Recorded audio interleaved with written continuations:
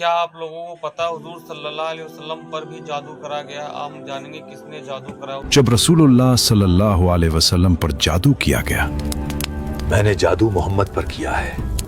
گاؤں والے سمجھتے ہیں کہ وہ عام سا آدمی ہے۔ اندھیری رات میں جادو جیسے پراسرار سامان کو کنویں کی گہرائیوں میں چھپا دیا۔ ہمیں اسے اسی کنویں کے بالکل نیچے چھپانا ہوگا۔ کوئی بھی اسے یہاں کبھی ڈھونڈ نہیں پائے گا۔ کیا تمہیں یقین ہے؟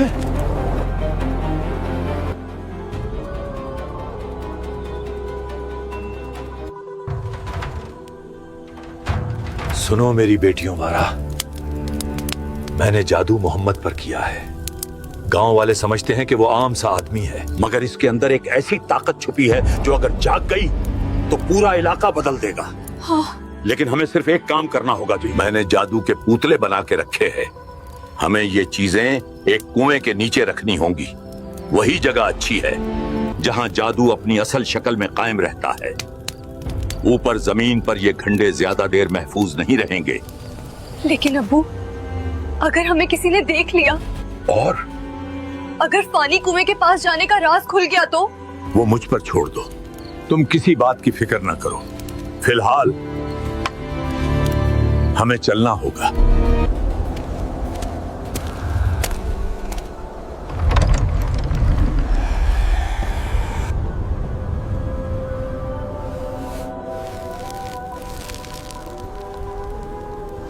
رات کے سناٹے میں لبید بن عاصم جادو کا کچھ سامان لے کر خاموشی سے پرانے کنویں کی طرف چل پڑے۔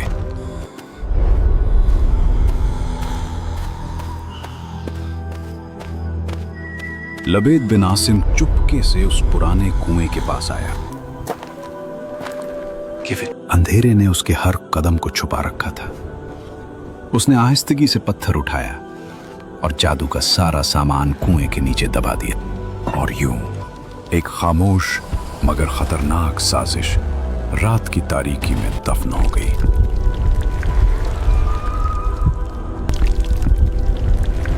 کچھ دنوں بعد مدینہ کی ہواؤں میں ایک عجیب سی بے چینی پھیلنے لگی۔ کچھ دنوں تک رسول اللہ صلی اللہ علیہ وسلم کی طبیعت میں غیر معمولی کمزوری محسوس ہونے لگی۔ صحابہ پریشان ہونے لگے اور ایک دوسرے سے کہنے لگے، آخر یہ کیا ہو رہا ہے؟ ایسا تو ہم نے پہلے کبھی نہیں دیکھا۔ اللہ شفا دے۔ سنا ہے محمد کی طبیعت کچھ دنوں سے ٹھیک نہیں ہے، ایک عجیب سی کمزوری ہے۔ ہاں، پورا گاؤں باتیں کر رہا ہے۔ یا پھر بات اس سے کہیں زیادہ ڈراؤنی ہو سکتی ہے۔ گاؤں میں طرح طرح کی افواہیں پھیل رہی ہیں اور کچھ لوگ ہو رہی گھٹناؤں سے بالکل خوش نہیں ہیں۔ افواہیں تم تک بھی پہنچ گئی ہیں۔ اگر یہ سب سچ ہے تو ہم یہاں بیٹھے نہیں رہ سکتے۔ اللہ کے محبوب کی یہ کمزوری دل کو چیر دیتی ہے۔ ہاں، ہم نے اس سے پہلے ایسا کبھی نہیں دیکھا۔ جب حضور صلی اللہ علیہ وسلم کے جسم مبارک پر زیادہ اثر نمودار ہوا، چند روز کے بعد حضرت جبریل علیہ السلام حاضر خدمت ہوئے اور انہوں نے عرض کیا کہ یا رسول اللہ صلی اللہ علیہ وسلم، ایک یہودی نے آپ صلی اللہ علیہ وسلم پر جادو کر دیا ہے، اور جادو کا جو کچھ سامان ہے وہ فلاں کنویں میں ایک پتھر کے نیچے دبا دیا گیا ہے۔ حضور صلی اللہ علیہ وسلم نے حضرت علی رضی اللہ عنہ کو بھیجا۔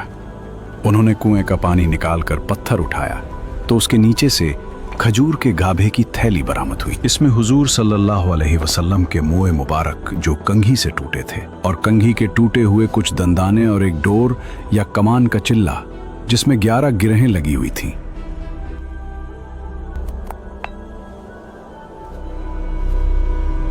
اور ایک موم کا پتلا جس میں 11 سوئیاں چبی تھیں۔ یہ سب سامان پتھر کے نیچے سے نکلا، اور یہ سب سامان حضور صلی اللہ علیہ وسلم کی خدمت میں لایا گیا۔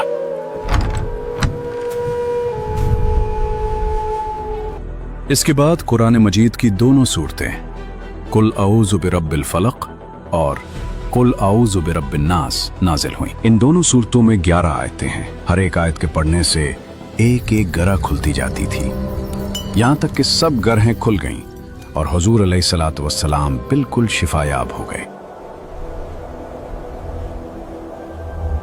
پیارے ویورز، یہاں یہ بات یاد رکھی، हमारे नबी सल्लल्लाहु अलैहि वसल्लम पर जादू असरअंदाज नहीं हुआ था, न उनकी अक्ल पर, न उनकी वही पर, न उनके फैसलों पर। सिर्फ जिस्म मुबारक पर हल्की सी जाहिरी कमजोरी आई थी, और ये भी अल्लाह की हिकमत से थी ताकि उम्मत को सिखाया जाए कि जादू एक हकीकत है और उसका इलाज कुरान के जरिए होता है। हदीस आयशा रजी अल्लाह अन्हा में है कि जब हुजूर सैयद आलम सल्लल्लाहु अलैहि वसल्लम के घर वालों में से कोई बीमार होता तो आप सल्लल्लाहु अलैहि वसल्लम इन दोनों सूरतों को पढ़कर उस पर दम फरमाते थे। हदीस में है कि हुजूर अकरम सल्लल्लाहु अलैहि वसल्लम रात को जब बिस्तर मुबारक पर तशरीफ लाते तो अपने दोनों हाथों पर दम फरमाया करते और अपने सर से पांव तक पूरे जिस्म मुबारक पर अपने दोनों हाथों को फिराया करते थे।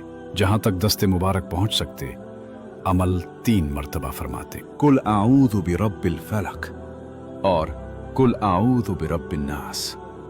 दोनों सूरतें जिन्नो शयातीन और नजर बदवासी और तमाम अमराज खुसूसन जादू टूने का मुजर्रब इलाज है। अगर आप चाहें कि मैं इस सीरीज का अगला हिस्सा बनाऊं या कोई खास मौजू जिस पर आप वीडियो देख